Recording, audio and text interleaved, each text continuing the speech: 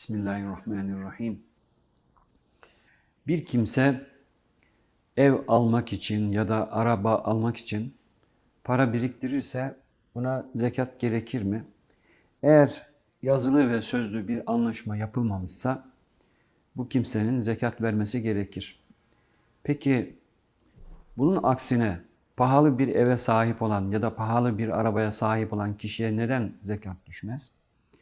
Burada pahalı da olsa fiili olarak ev alınmış veya araba alınmıştır. Bunların pahalı olması, yani evin ya da arabanın pahalı olması tamamen kişinin hayat standardıyla ilgili alakalı olan bir husustur. Şunu göz ardı etmeyelim ki pahalı bir arabaya ya da eve sahip olan kimse esasında topluma çok büyük katkılar da sunmaktadır.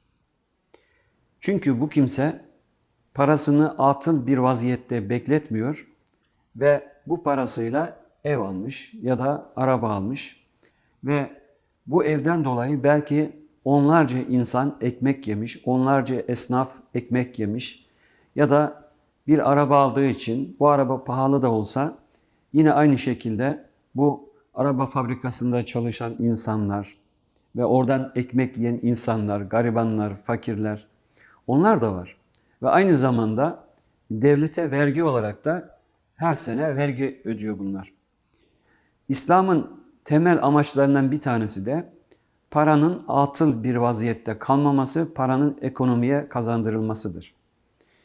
Bir örnek verecek olursak, 100 bin liraya sahip olan bir kimse bunun %2,5'unu verir. Yani 2500 lirasını zekat olarak verir. Peki 100 bin liralık eve sahip olan bir kimse topluma ya da devlete ne kadar katkı sağlamıştır?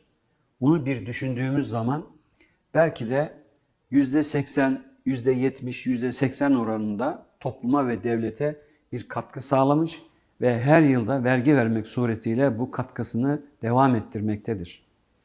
Araba alan kişi için de aynı şeyi söyleyebiliriz.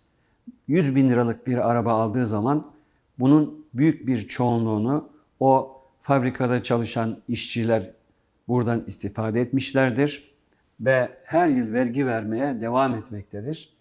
Olayı böyle anlamak lazım.